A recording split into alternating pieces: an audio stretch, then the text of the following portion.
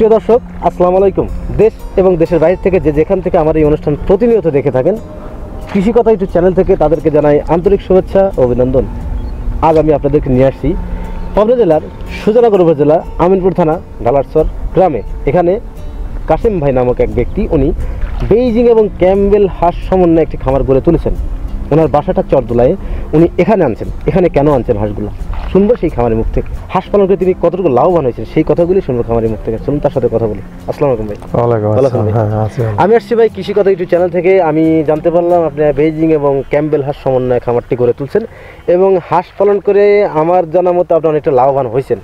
এই কথাগুলো আর কি আমার ভিউয়ার্স বা যারা আমার ভিডিও প্রতিনিয়ত দেখে থাকেন তাদেরকে জানানোর উদ্দেশ্যে আমি আপনার কাছে আসছি কি এই বিলের মধ্যে এতটা কষ্ট করে কি কি জাতের হাঁস আছে আপনার?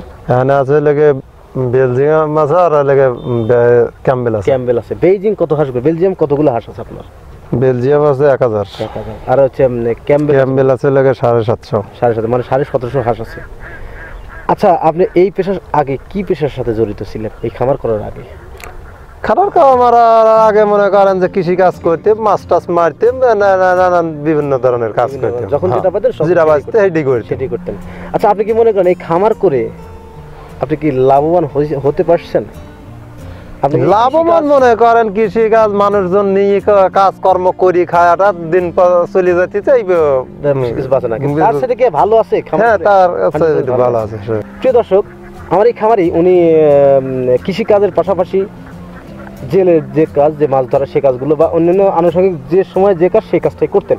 তারপরে হঠাৎ করে উনি হাঁসের খামারে আসছেন। শুনবো কেন তিনি হাঁসের খামারে আসছেন। আচ্ছা, আপনি হাঁসের খামারে কার বুদ্ধিতে আসলেন যে আমি হাঁসের খামার করব? আমারে একটা লোকের বুদ্ধিতে আসছি। সে মনে করেন অনেক পুরাতন ব্যবসায়, সে ব্যবসা বাণিজ্য ছেড়ে দিয়েছে এখন। তার কারণ তার লোকজন ছিল না, তার করার মতন তৌফিক ছিল না, সে ছাড়িয়ে দিয়েছে। আমরা এই ব্যবসা মনে করেন প্রায় 20 বছর করছি। আপনারা এই হাঁসের খামার 20 বছর করছেন? হ্যাঁ, 20 বছর আগে আগের যে পরিস্থিতি বা সময়টা বা তার চেয়ে অনেক ভালো পরিবেশ আছে এখন, তার চেয়ে আগের অনেক ভালো। এই ক্যাম্বেল হাঁসের বয়স কত দিন এখন? এইগুলি যে আছে, হ্যাঁ হ্যাঁ, এইগুলি আছে মনে করেন চৈতি ফাল্গুনিয়া। মানে এখন বয়স কত? এখন রানিং বয়স কত? 8-9 মাস। 9 মাসের মতো বয়স। আর বেইজিং হাঁসের বয়স কত? বেইজিং হাঁসের মনে করেন 2 মাস বয়স হয়েছে। আচ্ছা, ক্যাম্বেল হাঁস থেকে আপনি প্রতিদিন কি পরিমাণ ডিম এই হাঁসগুলি ধরেন? এখন এই হাঁসের মনে করেন 640টি 750 মতন হাঁস আছে, মনে করেন 600 ডিম আসছে, প্রায় 7000 টাকার মতো। 7000 টাকার মতো ডিম বিক্রি করেন। তাহলে তো প্রতিদিন যদি আপনি 7000 টাকা ডিম বিক্রি করেন তাহলে তো আপনার প্রতি মাসে আপনি কত টাকার ডিম বিক্রি করেন এই হাঁস থেকে?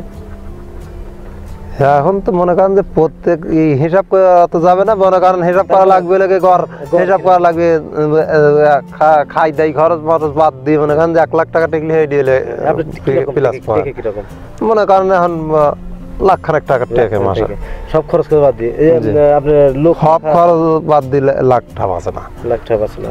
না, এই যে ধরেন আপনাদের খরচ আছে, তারপরে শ্রমিক আছে, তারপরে আপনার এই খাবার কিনে খাওয়ান, হ্যাঁ, এইসব খরচ বাদ দিয়ে আপনার 1 লাখ খানেক টাকা থাকে না? থাকে না? 80-90 হাজার টাকা থাকে। 1 লাখ খানেক টাকার মধ্যে থাকে।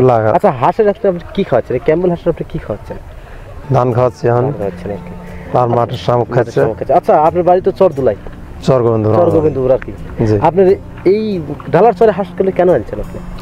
ডালার চরে আনেছি মনে করেন যেন শামুক খাবার পাচ্ছে। শামুক খাবার পাচ্ছে এই জন্য, এই শামুক খাওয়ার জন্য আমি এইখানে হাঁসটা আনছি। আচ্ছা, হাঁসের ডিম বৃদ্ধি হয় কোন খাবার খাইলে?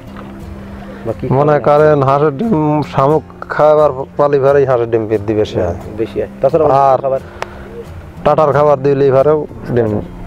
কোন স্টার্টার গুলো খাওয়ালে ডিম বৃদ্ধি পায়? এই 1-1 এই স্টার্টার গুলো কোথায় বাজারে কিনতে পাওয়া যায়? হ্যাঁ, বাজারে দোকান থেকে কিনে লাগিয়ে পাওয়া যায়। প্রিয় দর্শক, আমার এই ভাই উনি ওনার মন্তব্য বা ওনার খামারি অভিজ্ঞতা থেকে উনি বললেন যে হাঁসের যদি শামুক খাওয়ানো যায় সেক্ষেত্রে 100% ডিম আশা করা সম্ভব, ভালো বেশি। যার ধরুন অন্য কোনো খাবার যেমন ধান খাওয়ালে হাঁসের ডিম পরিপূর্ণ পাওয়া সম্ভব নয়। তাই ওনারা এই খামারটি ওনাদের বাড়ির চরগোবিন্দপুর সেখান থেকে ডালার চরে নিয়ে আসছেন। কেন? কারণ হচ্ছে হাঁসের ডিম পাওয়ার জন্য বা হাঁসের ডিম পাওয়ার জন্য। তো যাই হোক, আপনি এই হাঁস পালনকে আপনি তো লাভবান হয়েছেন। নতুন যারা খামারি তারা যদি হাঁস পালন করতে আসে, ক্যাম্বেল হাঁস বা খামার করতে আসে, তারা কি লাভবান হতে পারবে? হ্যাঁ হতে পারবে, চেষ্টার মাধ্যমেই হওয়া লাগবে। আচ্ছা, আপনি যে চেষ্টা কৃষি ছাড়া কাজ, তো আপনি যে কৃষি কাজ করতেন বা জেলে মাছ ধরতেন আরো আনুষঙ্গিক, যখন যে সময় সেই কাজগুলি করতেন, বিষয়টা হলো কি শোনেন, হ্যাঁ হ্যাঁ, মনে করেন আমার তারও আর দুটি তিনটি সংসার চলতেছে। না, ঠিক কিসের আছে, জন্য? অবশ্যই, কারণ হচ্ছে কর্মসংস্থান তিনটি কর্মসংস্থান বা এই তিনটি লোক অন্য ই করা করলে তো আমার এখানে ই করতেছে। প্রিয় দর্শক, আর একটা গুরুত্বপূর্ণ কথা, কাশেম ভাইয়ের কথা শুনে আর একটু ভালো লাগলো, সেটা হচ্ছে উনি একটা খামার করে তিনটে লোকের আরো কর্মসংস্থান বৃদ্ধি করছেন। আসলেই সবাই যদি এই চিন্তা করে যে না, আমরা সবাই খামার করি এবং যারা বেকার সমাজের লোকজন আছে তারা যেন এই কর্মের সাথে যুক্ত হয়ে তাদের সংসারের জীবনটা সুন্দরভাবে পরিচালনা করতে পারেন, এই চিন্তাধারা আমাদের এই কাশেম ভাইয়ের খামারে। কৃষি কাজ করতেন বা জেলের কাজ করতেন, এই কাজ চাইতে কি হাঁস পালন কষ্টটা বেশি না কম? কষ্ট বেশি হলেও করা লাগবে, কম হলেও করা লাগবে, বুঝছেন? কম হলেও অন্য কাজ করে গেলে ধরো যে কষ্ট হয় না। আমি বিদেশও করে আইছি, এই ব্যবসার ক্ষেত্রে বিদেশও গেছিলাম, এই ব্যবসার সাথে বিদেশও গেছিলাম, ঘুরে আসছেন। বিদেশে তো আসিও মনে করেন যে আবার এই ব্যবসায় করতেছি আমরা, বিদেশে অন্য কর্মের জন্যই গেছিলাম, মনে করেন যে আমি ধরা টরা খাই আমি চলে আসি আবার এই কর্মই করছি। দর্শক, আমার এই ভাই, খামারি ভাই, উনি বাইরে গেছিলেন কর্মসন্ধানে বা একটু ভালো আয়, সংসারটা ভালো চলার জন্যে এবং পরিবার পরিজনকে নিয়ে সুখে থাকার জন্য। সেখান থেকে অনেক কষ্ট করে আবার ফেরত আসছেন, অনেক টাকা পয়সা মানে দালালের চক্করে অনেক টাকা পয়সা বব্বা দিয়ে আমি আবার এই ব্যবসায় আবার এই খামারটা করছেন। তার আগে আপনি এটার সাথে জড়িত ছিলেন? জি, তার আগে যাওয়ার আগে হ্যাঁ জড়িত ছিলাম। তারপরে আসি এটা করলেন না, এটাই করলেন। হ্যাঁ, তারপর আপনি কৃষি কাজে ঢুকলেন না কেন? কৃষি কাজে ঢুকবো মনে করেন একটা ব্যবসার ক্ষেত্রে আগিয়েছি, ওই ব্যবসা থেকে এই ব্যবসা থেকে তার কৃষি কাজে যাওয়া যায় না। আবার মনে করেন কৃষি কাজও টাকি টুকি করতেছি, ধান লাগাচ্ছি, পেঁয়াজ লাগাচ্ছি। ধান আর বছর 4 বিঘে ওই ধান লাগাইছিলাম, পেঁয়াজ লাগাইছিলাম 3 বিঘে ওই সবকিছুই আপনার আছে। জানি কি মনে করেন যে এখন সম্পূর্ণ কিছু করা লাগে, একেবারে খালি এই ব্যবসার করা যাবে না, নির্ভর করা যাবে না।